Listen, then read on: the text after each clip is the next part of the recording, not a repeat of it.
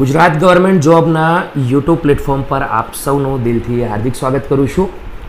વિડીયોમાં આગળ વધીએ એના પહેલાં ગઈકાલ ખૂબ જ મહત્ત્વપૂર્ણ નોટિસો આવી ગઈ છે.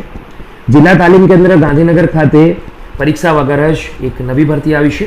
ઓફિશિયલ પરિપત્ર આવ્યો છે. વહીવટી શાખા, વેરા શાખા, હિસાબી, પાણી પુરવઠામાં clerk, typist, tax inspector, clerk cum operator અને ઓપરેટરની વેકેન્સીઓ, ઓડિટરની વેકેન્સીઓ આવી છે.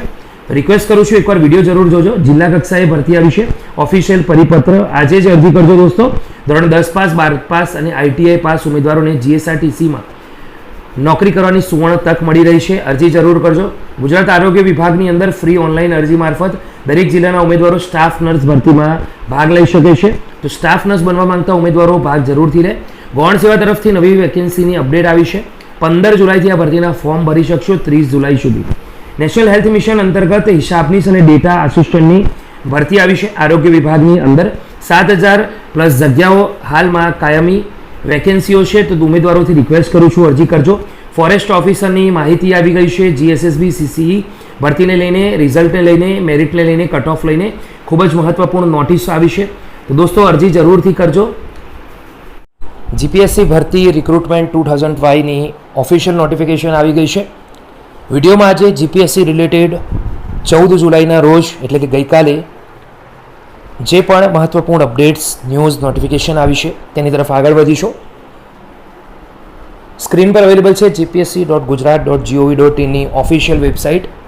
આ વેબસાઇટ પર જતા દોસ્તો ન્યૂઝ ઇવેન્ટવાળા સેક્શનમાં જશો તો ત્યાં તમને એક એક કરીને નવી અપડેટ મળશે. ગઈકાલે 4 મહત્વપૂર્ણ અપડેટ આવી હતી. શોર્ટમાં વાત કરીએ. પહેલી અપડેટ જાહેરાત ક્રમાંક 8, important notice regarding consent form and consent deposit. તો આના ઓલરેડી દોસ્તો 2 વિડીયો બનાવીને મૂક્યા છે. આજે આ ભરતી છે જેનું નામ છે DYSO, deputy section officer, deputy મામલતદાર વર્ગ 3. આ ભરતીના કન્સેન્ટ ફોર્મ બપોરથી ભરાશે. આ ઉપરાંત કન્સેન્ટ ડિપોઝિટ પણ લેવામાં આવશે. જે પરીક્ષામાં હાજર હશે તેમને પાછી આપવામાં આવશે. તો ઓલરેડી 2 વિડીયો બનાવીને મૂક્યા છે. જેને ના ખબર હોય તે ઉમેદવારો આપણા પ્લેટફોર્મ પર જઈને જોઈ શકે છે. વિડીયોની નીચે પણ હું લિંક આપી દઈશ. ત્યાંથી પણ DYSOની ભરતી રિલેટેડ તમે ઇન્ફોર્મેશન મેળવી શકો છો. એના પછી બીજી મહત્વપૂર્ણ અપડેટ જાહેરાત ક્રમાંક 240, જેનું નામ છે important notice regarding mains written examination application form filling and uploading document for list of eligible candidate. જાહેરાત ક્રમાંક 240 વર્ષ 2024-25ની જે ક્લાસ 1-2ની મેન્સની પરીક્ષા છે જેમાં એલિજિબલ કેન્ડિડેટ ઉમેદવારો છે જે મેન્સ એક્ઝામ આપવા માંગતા હોય તો એવા ઉમેદવારો માટે ઓનલાઈન પોર્ટલ ખુલ્લું થઈ ગયું છે. તમે મિત્રો અહીંયા અપલોડ ડોક્યુમેન્ટ કરી શકો છો અને પોતાના ફોર્મ આજથી ભરી શકો છો. તો ગુડ ન્યૂઝ છે. એકવાર તમને ઓપન કરીને પણ બતાવી દઉં શું માહિતી આપવામાં આવી છે. સ્ક્રીન પર અવેલેબલ છે Gujarat administrative service class 1, Gujarat civil service class 1 and class 2, Gujarat municipal chief officer class 2, class 1 and class 2. તો સ્ક્રીન પર અવેલેબલ છે ઇન્ફોર્મેશન ટોટલ. જરૂરથી આજે ફોર્મ ભરી દેજો. આજથી શરૂ થવાના છે.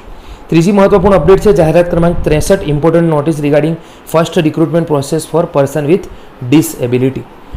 તો પર્સન વિથ ડિસેબિલિટી PWD ઉમેદવારો છે તેમના માટે ઇમ્પોર્ટન્ટ નોટિસ આવી છે.